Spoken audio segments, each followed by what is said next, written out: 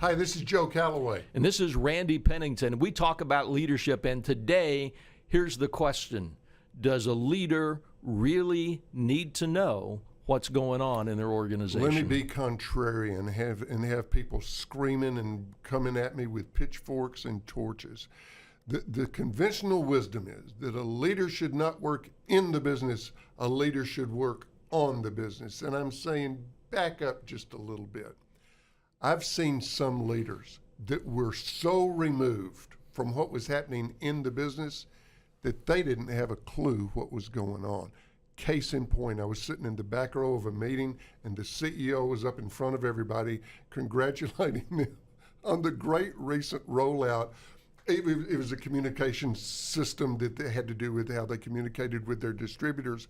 And he said, I just want to congratulate everybody on a job well done.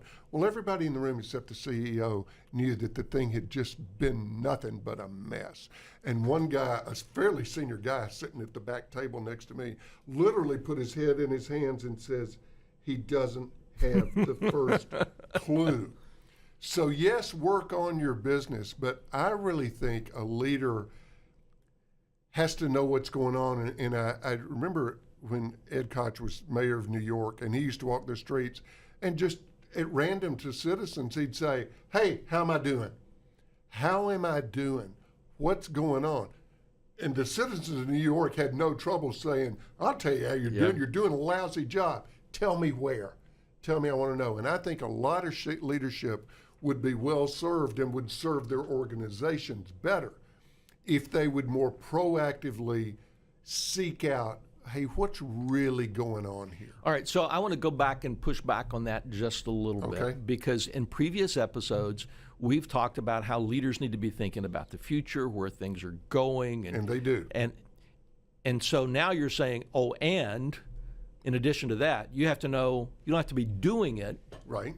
But you have to know what's being done. Yeah, I think you have to have a finger on the pulse of the organization, from everything from morale to execution to how do your customers think we're doing. I was working for an airline many years ago that had done the most extensive customer survey in the history of that airline.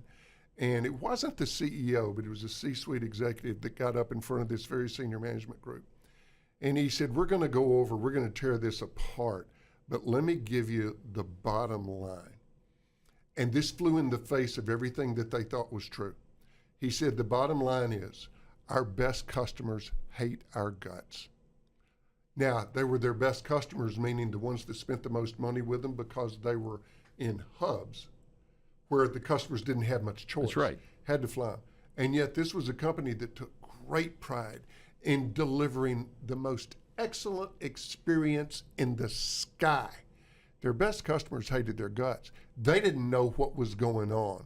And oh my gosh, today, because the market moves so quickly and we are so dependent, as we said in an earlier episode, on our brand being driven by the customers and our execution being driven by employees who buy in and have a sense of vision and buy into the culture, that if you're a leader that doesn't really know what's going on, you've got trouble. And of course, yes, you need to think about the future. But if you think about the future without knowing what's going on, there's no context. Exactly. It's a matter of context. You know, I think one of the hardest things, and I've had clients of mine tell me this, maybe you have as well, that one of the hardest things for a CEO is to get people to really tell them what's going on. We talked about in an earlier episode about the valuing candor and honesty. Yeah. It's hard to tell the leader what's really going on. And so that, to me, takes a very special skill. You know, it's easy for Ed Koch to say that in New York because people on the street will tell you whatever they think. But you get your employees whose life and career and next promotion is depending upon you hearing what they think you want to hear. That's much more difficult. And it does take a skill. Sometimes it can be as simple, not easy, but it can be a simple thing, i.e., a wonderful CEO that I used to work with who used to go out into the stores and the warehouses and the back offices, and he would say, they called headquarters store support. He'd say, I'm from store support. I need your help. You guys have to tell me where we're getting in your way. That's your job right now, because you're no help to me unless you tell me where we're getting in your way. Tell me. But he had created that culture where it was not only okay, it was expected. You better tell him where we're getting in the way. I wrote about him in my most recent book, a CEO that did a presentation, and after the presentation, he got an email from somebody way down the organizational ladder and said, man, you just mailed that in. Really?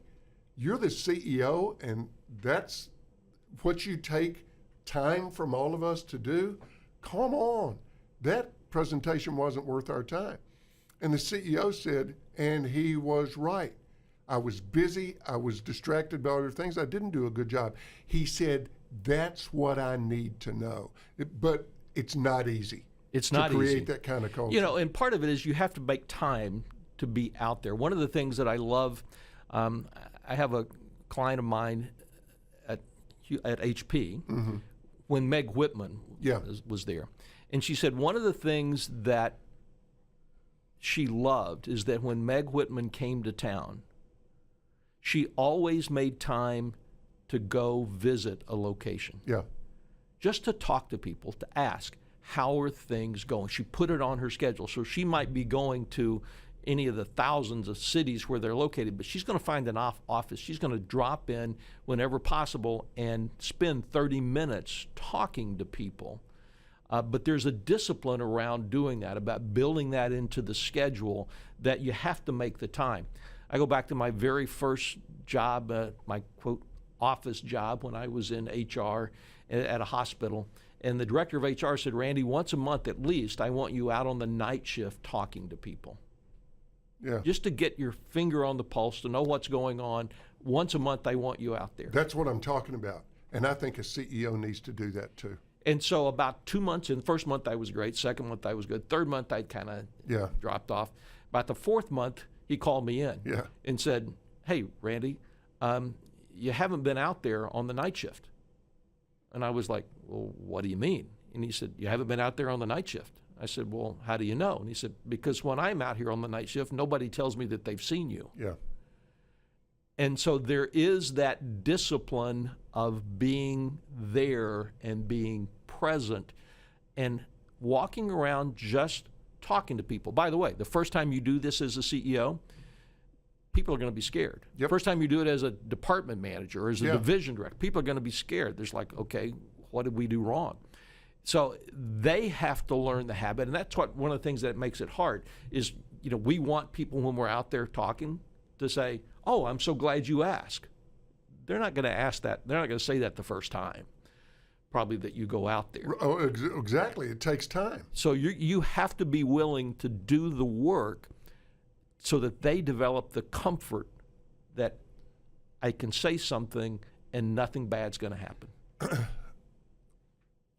My thought to leave people with is, if you're thinking to yourself, okay, Joe, that's all well and good to say that, but it's not going to be easy for me to carve out the time to really know what's going on. You're right. What's your point?